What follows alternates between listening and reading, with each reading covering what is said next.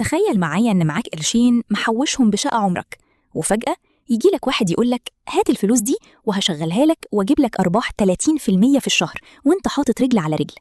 العرض مغري جدا صح؟ الطمع بيعمي العين، والوهم بيخليك تسلم تحويشة عمرك بإيدك لواحد هيفصصها. أهلا بيك في عالم المستريح، الكابوس اللي بيخرب بيوت المصريين كل يوم. مين هو المستريح ده؟ ده مش ساحر ولا معاه عصاية سحرية، ده مجرد نصاب شيك جدا، لسانه حلو، لابس أغلى هدوم، وراكب عربية أحدث موديل، وغالبا مأجرها.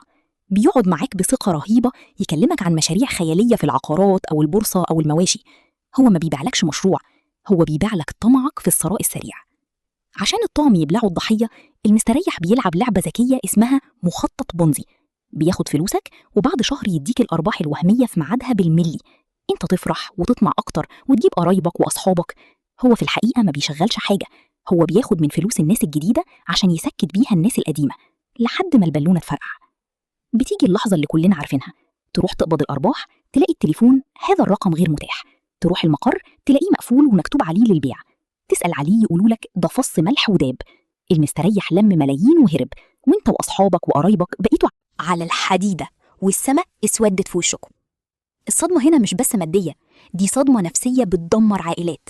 ناس باعت دهب مراتاتها وناس استلفت من البنوك عشان تدي المستريح. صريخ وانهيار وحسرة على شقى العمر اللي طار في غمضة عين. وهنا بيجي السؤال اللي بيطرح نفسه، هل القانون في مصر هيقدر يرجع لي حقي وحق عيالي؟ تعال بقى نلبس روب المحاماة ونفهم. النيابة هنا بتبص للواقعة دي وتكيفها قانونياً حسب حجمها. هل دي جريمة نصب عادية بين فردين؟ ولا دي كارثة اسمها تلقي أموال من الجمهور لتوظيفها؟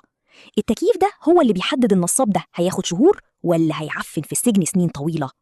لو الموضوع اتكيف على إنه جريمة نصب تبع المادة 336 من قانون العقوبات، فهنا النصاب استخدم طرق احتيالية عشان يوهمك بمشروع كذاب. بس للأسف النصب في القانون المصري بيعتبر جنحة، وأقصى عقوبة فيها بتكون الحبس لمدة 3 سنين بس. يعني ممكن النصاب يقضي 3 سنين ويطلع يستمتع بفلوسك. لكن لو النصاب ده فتح شركة وعمل إعلانات وبدأ يلم فلوس من الجمهور بأعداد كبيرة من غير ما ياخد ترخيص من هيئة الرقابة المالية، هنا اللعبة بتتغير تماما.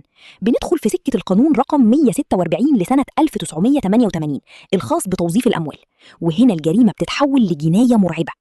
في حالة إثبات جناية توظيف الأموال القانون ما بيرحمش، العقوبة هنا بتوصل للسجن ل15 سنة، ده غير غرامات مالية ضخمة لا تقل عن 100,000 جنيه ومصادرة كل الأموال اللي اتظبطت معاه.